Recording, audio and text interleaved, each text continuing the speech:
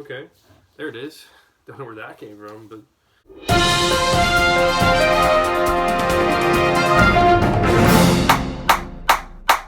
What's going on, everyone? I'm back for another book video, and today I'm going to be talking about this gem right here, the Trials of Apollo Book 4, The Tyrant's Tomb. I realized that me opening the book literally just did nothing there, so there we go, The Tyrant's Tomb. I actually lost the sleeve that goes over the front and the back of it. I really don't know where it's at. Here, let me look for it real quick. Whoa. Okay, there it is. Don't know where that came from, but it's on the book now. Okay, we got the sleeve there, the back right there, got the side right there.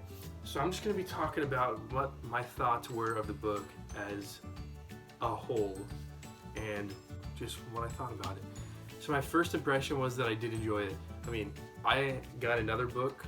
You might have seen my video on it. It's called Keeper of the Lost Cities, Legacy.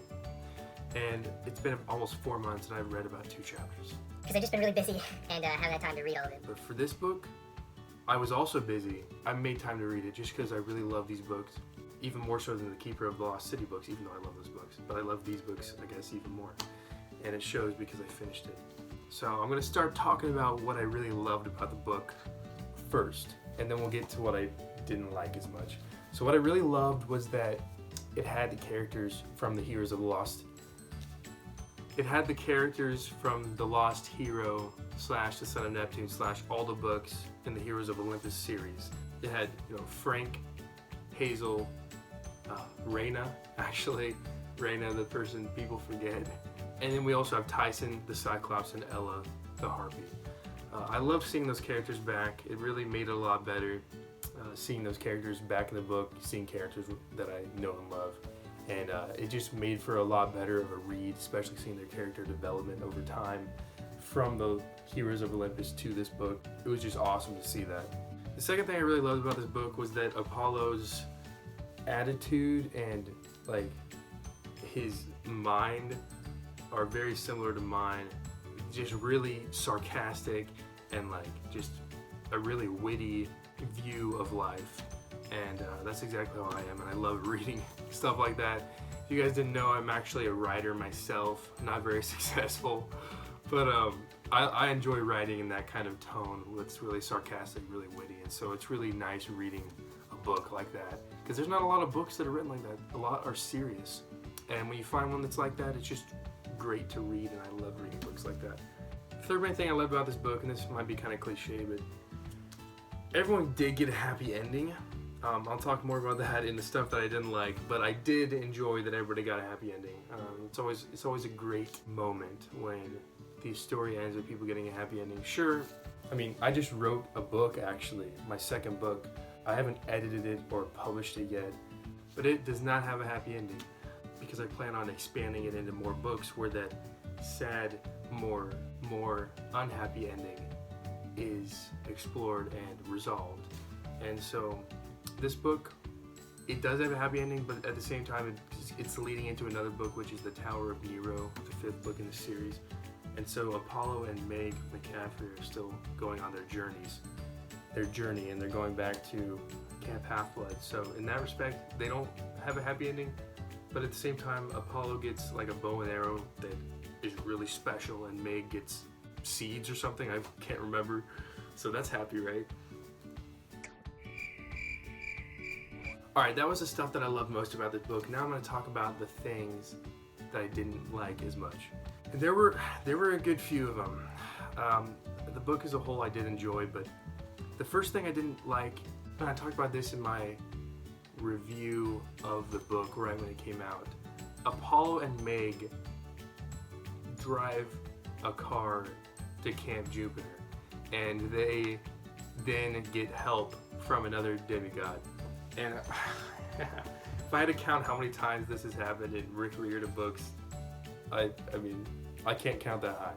It seems like 2 characters are always trying to get to a camp, or some sort of civilization, someplace they'll be safe, and they always get help from somebody else, and they're always being chased by a monster. That's what always happens. And it happened again in this book, so it did not disappoint, but it was really old. It was really used.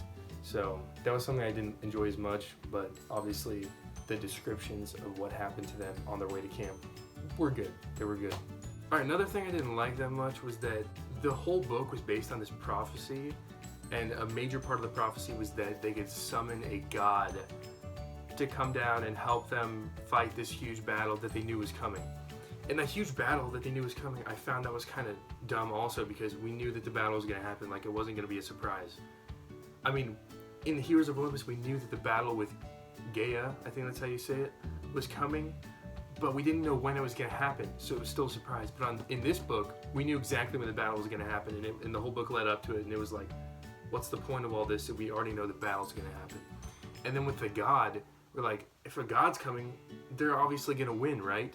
Because a god can basically destroy everything. Right?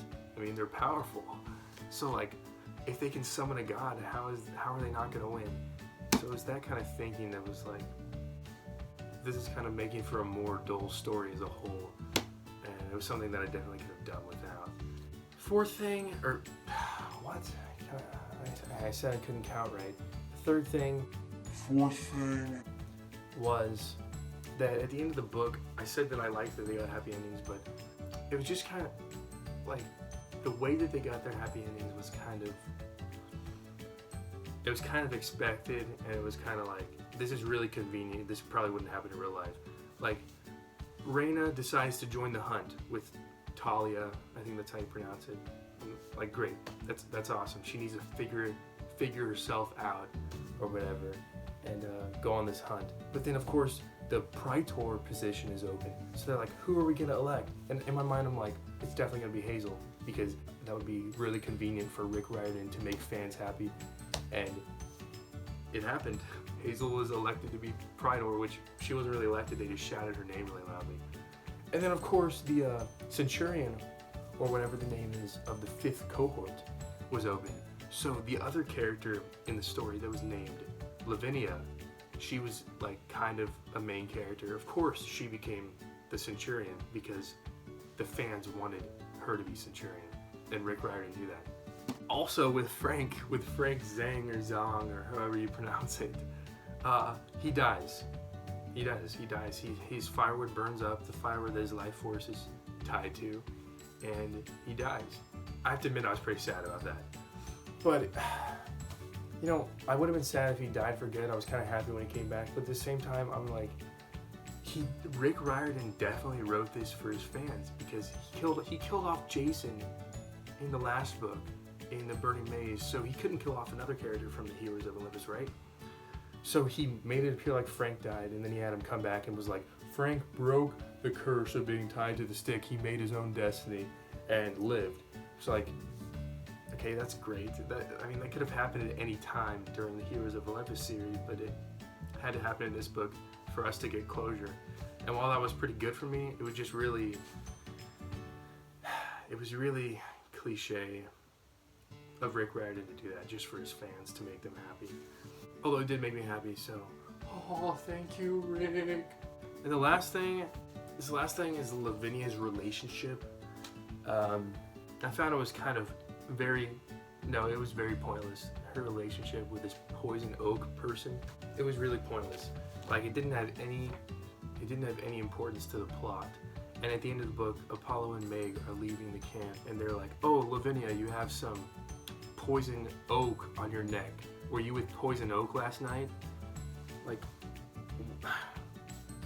it was one of the most pointless things I've ever heard in a book, honestly. It was really dumb. I could have done without the poison oak storyline, because poison oak didn't even appear in the book, and it wasn't necessary. So that was another thing that I was just like, why is this in the book? Other than that, the book was good. As a whole, it was good. As a whole, I enjoyed it, even though there were a few things inside that I didn't enjoy. But as a whole, it was great, and I can't wait to read The Tower of Nero. I might do a video theorizing, predicting what's going to be in The Tower of Nero. So keep your eye out for that. Might do a video about that. Is the cover still in the book right now? What? That was weird. Anyway, I'm gonna wrap up this video. there you have it. My review of this book as a whole, as a sum total of all the words in its entity. I don't know what I'm saying, but my review, positive. It was positive even though there were a few things I didn't like. But other than that, it was great, and I cannot wait to read the next book in this series. See you next time. Poison oak on your neck. Were you with poison oak last night? Poison oak last night?